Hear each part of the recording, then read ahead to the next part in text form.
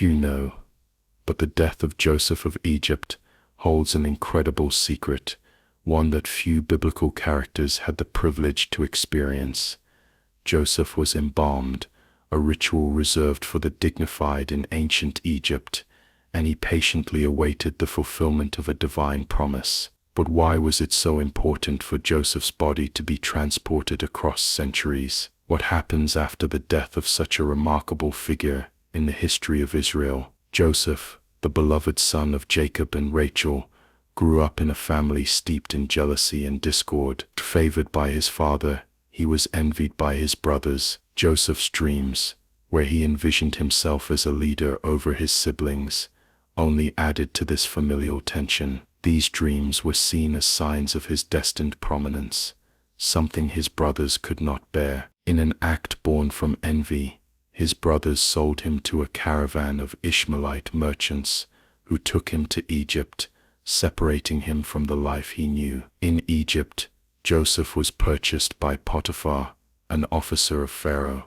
His journey was one of trials and resilience. Despite the betrayal and his new foreign land, the Lord was with Joseph, and everything he did was blessed. Yet his life was not free from hardship. Potiphar's wife, tempted by his character and good looks, attempted to seduce him. When Joseph refused her advances, she falsely accused him, leading to his imprisonment. Even in prison, Joseph's unwavering faith in God shone brightly. He gained the warden's trust, and he remained true to God's path, interpreting dreams just as he had done in his youth. This gift would eventually lead him to Pharaoh's court. When Pharaoh experienced dreams that none could decipher, Joseph was remembered by the cupbearer, who had once been a fellow prisoner. Joseph explained Pharaoh's dreams, revealing 7 years of abundance followed by 7 years of famine. His wisdom impressed Pharaoh, who appointed him as governor over Egypt, a true testament to God's providence in turning misfortune into a blessing. The turning point came when famine struck not just Egypt, but also Canaan, where his family dwelled. Joseph's brothers traveled to Egypt seeking grain, and unknowingly stood before the brother they once betrayed. This reunion was laden with emotional turmoil and forgiveness. Joseph, understanding the greater plan at play, chose reconciliation over vengeance, telling his brothers that what they intended for harm, God used for good. Joseph's forgiveness was monumental, ensuring the survival of his family and fulfilling the divine promise to Abraham. As his family moved to Egypt and settled in the fertile land of Goshen, Joseph's story was not just about his trials and triumphs, but about God's faithfulness and sovereignty. Joseph lived a long and prosperous life, reigning in Egypt with wisdom and integrity until the age of 110. His life,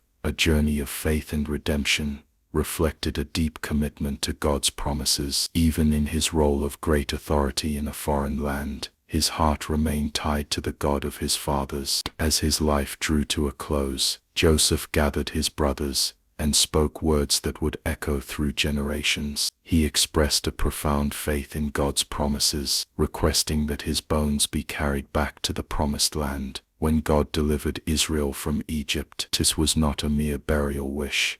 It was a prophetic declaration of hope and belief in God's enduring covenant. Joseph's death did not signify an end, but a continuation of God's divine plan. His embalmed body rested as a symbol of God's faithfulness, a legacy of hope that would be fulfilled many years later when Moses led the Israelites out of Egypt, honoring Joseph's prophecy. As Israel grew in numbers and influence in Egypt, a new Pharaoh arose, one who did not remember Joseph, and this changed everything. Fearful of their growing strength, Pharaoh subjected the Israelites to oppression and bondage, fulfilling the biblical narrative of suffering before salvation. This oppression was met with Israel's cries to God, who heard their pleas and prepared a deliverer in Moses. Through trials and plagues, God demonstrated his power, leading Israel towards the promised land with Moses at the helm, a journey that began with Joseph's acts of faith